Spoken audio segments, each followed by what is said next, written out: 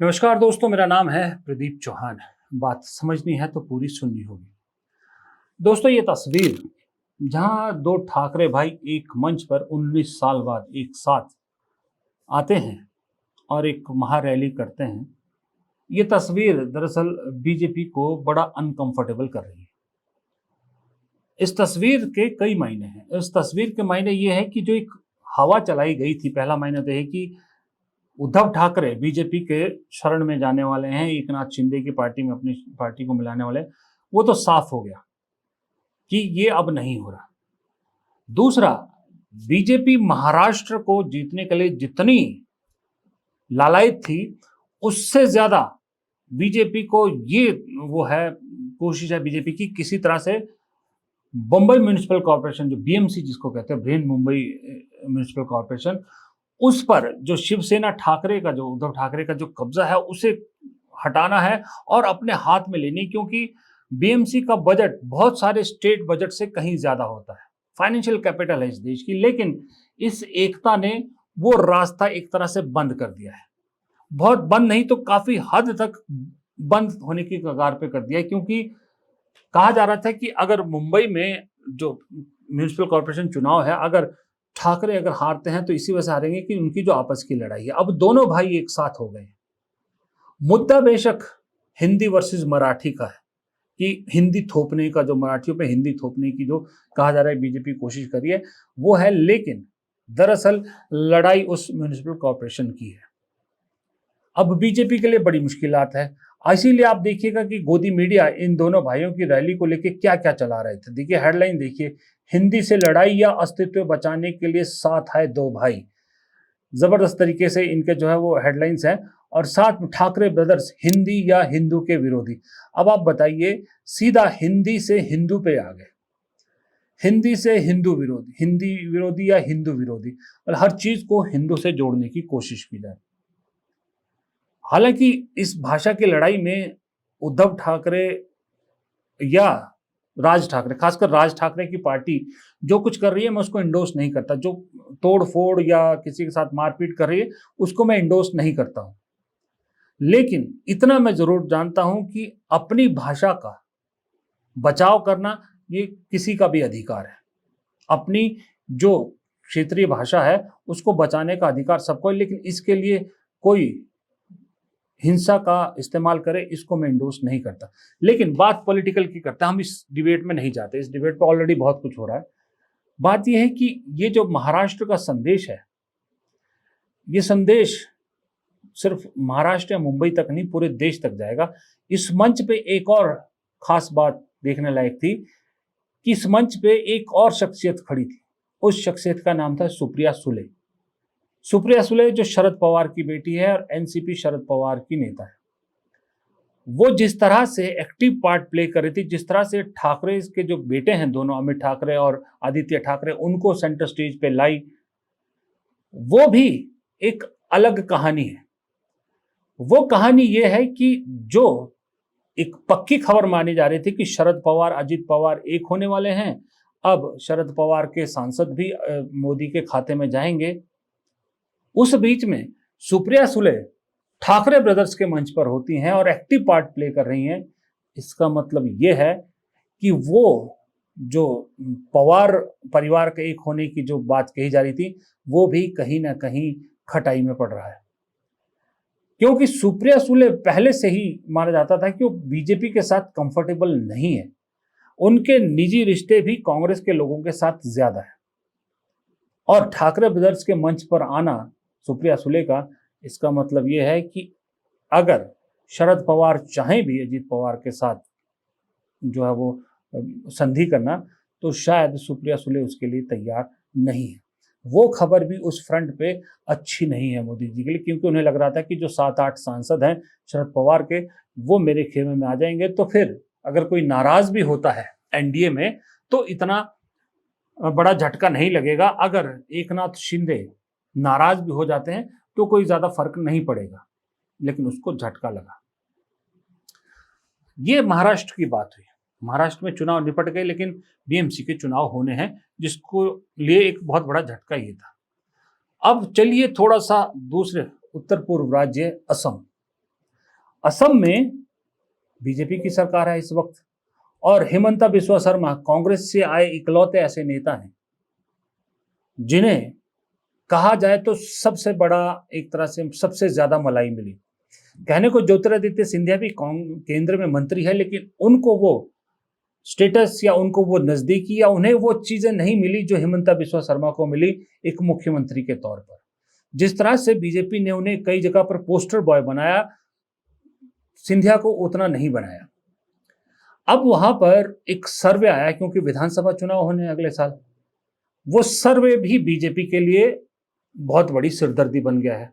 अब वो सर्वे आपने बहुत सारी जगह पर देखा होगा, मैं मोटा मोटा आपको बताता हूं। उस सर्वे के मुताबिक जो असम है वहां लोगों से उन्होंने पूछा सीएम की पहली पसंद कौन है आपकी, ये भी वही आज तक के चैनल ने जनाया। तो हिमंता बिस्वा शर्मा 46% और गौरव गोगोई 45%, मात्र 1% का फर्क। हिमंता बिस्वा शर्मा 46, गौरव गोगोई 45% पर।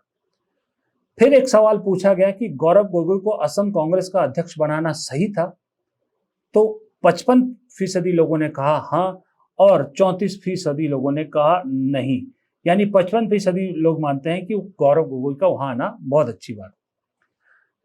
एक तीसरा सवाल और मैं लेके आता हूं इसमें, वो है महिला वोटर्स में कितनी बड़ी पकड़ है। तो हिमंता बिस्वा शर्मा को मात्र 41% महिलाएं वहां पसंद करती हैं और गौरव गोगोई को 49% जो है वो पसंद करती है। और ये सर्वे वोट वाइब नाम की एक संस्था ने की है, और मैंने ये न्यूज तक जो आज तक का डिजिटल चैनल है वो उसके सौजन्य से उठाए। अभी मैंने 3 सवाल इसलिए उठाए क्योंकि बाकी सर्वे तो आप देख चुके होंगे। 3 इसलिए इंपॉर्टेंट है। देखिए, पहला सवाल कि सीएम की पहली पसंद 46 और 45%। इतना तो आपको भी मानना पड़ेगा कि आज की डेट में कोई भी मीडिया हाउस सरकार की नाराजगी झेल नहीं सकता। डिक्टेट ऐसा है कि जो चलेगा सरकार के मुताबिक चलेगा। अब वहां पर इतना मार्जिन देना तो मजबूरी है। मुझे लगता है कि असल सर्वे में शायद हो सकता है इसका रिवर्स हुआ हो, या हो सकता है हिमंता बिस्वा शर्मा कहीं 40% के आसपास हो, लेकिन क्योंकि वो बीजेपी के मुख्यमंत्री है और सरकार को नाराज भी नहीं करना है, इसलिए स्लाइटली सिर्फ 1% ज्यादा उन्हें दिखाया गया है। इस पे ये एंगल आप देख सकते हैं। दूसरा, महिला वोटर्स पिछले 3 चुनाव से, लोकसभा चुनाव अगर आप लें तो प्रधानमंत्री मोदी को अगर किसी ने सबसे ज्यादा वोट दिया है जो एकजुट होकर गया, वो महिला वोट प्रधानमंत्री को हर बार पड़ा है।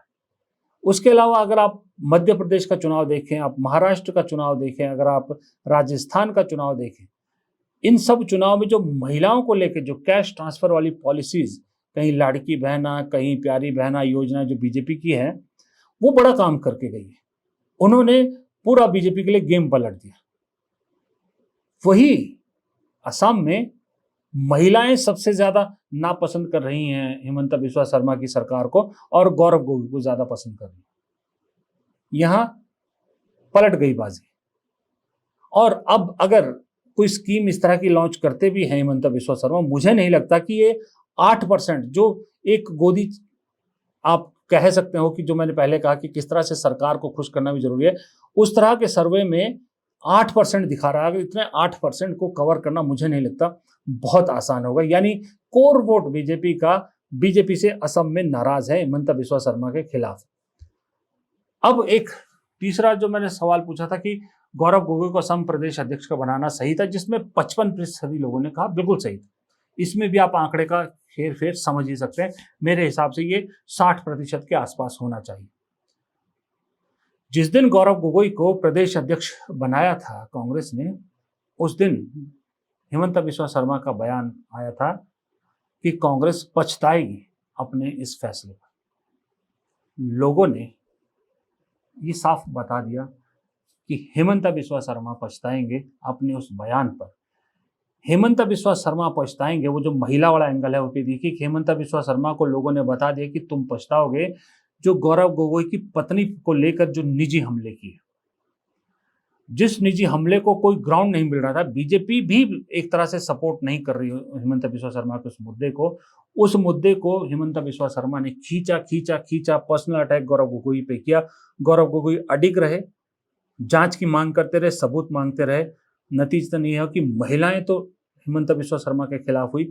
जनता ने भी कह दिया कि गौरव गोगोई को बाकायदा हिमंता बिस्वा शर्मा के आगे खड़ा करके कांग्रेस ने बिल्कुल सही किया कि अब मुकाबला आमने सामने हो, वरना गौरव गोगोई दिल्ली की राजनीति कर रहे थे और असम में बैठे हिमंता बिस्वा शर्मा जो चाहे वो आरोप लगा रहे थे।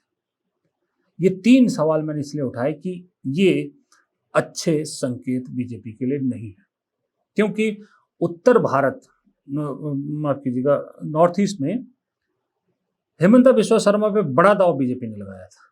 उन्हें पूरे नॉर्थ ईस्ट का जिम्मा दे दिया गया था और उन्होंने बीजेपी को सत्ता में भी पहुंचाया था असम में, इसमें कोई शक नहीं है। लेकिन अब वो एसेट की बजाय बीजेपी के लिए बोझ बन रहे हैं। ये कोई और चैनल जो है वो खास करके बड़े बड़े पत्रकार बात नहीं कर रहे, लेकिन मैं पिछले मेरे ख्याल से 4 महीने से ये बोल रहा हूं कि हेमंता बिस्वा शर्मा की कुर्सी खतरे में है। लोग कहते हैं कि हेमंता बिस्वा शर्मा अमित शाह के ब्लू आइड बॉय हैं, उन्हें नहीं हटाएंगे। अरे वो बीजेपी है, चुनाव जीतने के लिए किसी की भी बलि दे सकती है, वो चाहे ब्लू आइड बॉय हो चाहे कोई हो। जब बात चुनाव पे हार जीत की आती है ना, तो वो किसी को भी चुन सकते हैं, किसी को भी हटा सकते हैं। बस एक को छोड़कर, जिसको हटाने की कोशिश तो बहुत कर ली लेकिन अब तक हटा नहीं पाए, उस शख्स का नाम है योगी आदित्यनाथ। अब योगी आदित्यनाथ की कहानी और निशिकांत दुबे के बयान की कहानी तो मैं पहले भी आपको सुना चुका हूं, और उस कहानी में जब कुछ और आगे होगा तो और बात करेंगे। लेकिन आज इस खोखले सितारे के एपिसोड में ये राजनीतिक खोखलापन मैं आपके सामने लाना चाहता था कि दरअसल राजनीति में, खास करके बीजेपी की राजनीति में, एक चीज आप ध्यान रखिएगा हमेशा, बीजेपी जितना ढोल पीटती है, बीजेपी जितना किसी नेता को मजबूत दिखाती है, बीजेपी जितना अपने संगठन को मजबूत दिखाती है, बीजेपी जितना अपने बेस को मजबूत दिखाती है, दरअसल अंदर से उतना ही खोखलापन उस पार्टी में है। प्रधानमंत्री मोदी से लेकर मुख्यमंत्री तक हर नेता बीजेपी का अब एक्सपोज हो रहा है, क्योंकि जब भी उन पर कोई मुसीबत आती है वो सबसे पहले घबराते हैं और उनकी घबराहट साफ झलकने लगती है, और घबराहट में वो कुछ इस तरह की उलझुल हरकतें या बयान देने लगते हैं कि जिससे लोगों को ताज्जुब जैसा होता है। इसलिए खोखलापन सिर्फ सितारों में नहीं होता, राजनीतिक खोखलापन भी एक आज की डेट में फैशन भी बन गया है, या यूं कहे कि राजनीति को खोखला करने के लिए राजनीतिक खोखलापन एक दीमक का काम भी कर रहा है। फिलहाल इस वीडियो में इतना ही। अगर वीडियो पसंद आया हो तो लाइक कीजिएगा, दोस्तों के साथ शेयर कीजिएगा, कमेंट बॉक्स में अपनी राय दीजिएगा और चैनल को सब्सक्राइब करना मत भूलिएगा। आर्थिक मदद करना चाहें तो ज्वाइन बटन या फिर सुपर थैंक्स के जरिए आप हमारी मदद कर सकते हैं। नमस्कार।